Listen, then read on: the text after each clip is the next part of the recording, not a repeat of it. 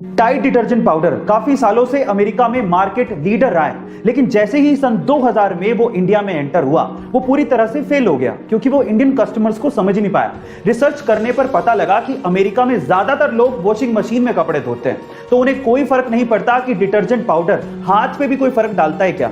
लेकिन इंडिया में 80% से ज्यादा लोग हाथों से कपड़े धोते हैं, इसीलिए उन्हें फर्क पड़ता है। तो फाइनली टाइड सन 2009 में टाइड नेचुरल के साथ इंडियन मार्केट में उतरा, जो कि काफी ज्यादा किफायती था, बहुत अच्छा था, लेकिन सबसे इंपॉर्टेंट चीज वो हाथों के लिए सेफ भी था। फिर क्या था, 2 ही सालों में टाइड ने इंडिया में बहुत बड़ा मार्केट कैप्चर कर लिया और आज टाइड नासा के साथ मिलकर स्पेस में पहली एस्ट्रोनॉट्स के लिए लॉन्ड्री बनाने जा रहा है। गाइस, अगर आपको बिजनेस में सक्सेसफुल होना है तो आपको अपने कस्टमर्स को समझना पड़ेगा। ऐसे अमेजिंग वीडियोस के लिए शेयर, सब्सक्राइब एंड लाइक। मिलता है अगली वीडियो में।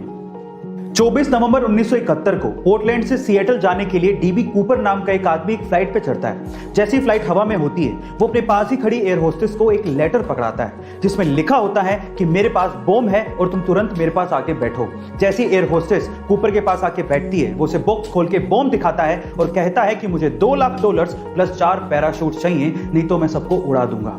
शाम होते ही फ्लाइट जब सिएटल पे लैंड करती है तो डिमांड के मुताबिक $2 लाख प्लस 4 पैराशूट कूपर को दे दिए जाते हैं। फिर वो उसी फ्लाइट पे बैठता है, फ्लाइट उड़ती है, उसके बाद वो पैराशूट पहनता है और फ्लाइट से कूद जाता है। उसके बाद से लेके आज तक किसी ने भी डीबी कूपर को दोबारा नहीं देखा।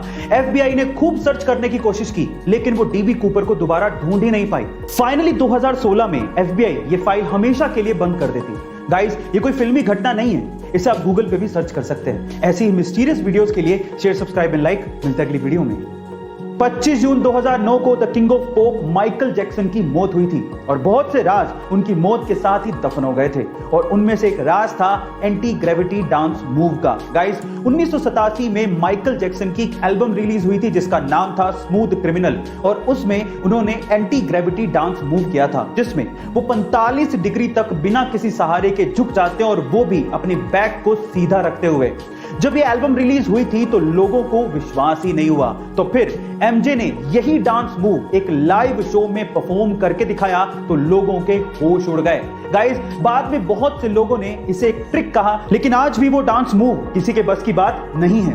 Guys, let's write in the chat we love you MJ. ऐसी अमेजिंग वीडियोस के लिए शेयर, सब्सक्राइब एंड लाइक। मिलता है अगली वीडियो में। इंग्लिश में कई चीजों के नाम इतने वियर्ड हैं कि जिसे सुनने के बाद आप अपनी हंसी रोक ही नहीं पाओगे। कैसे?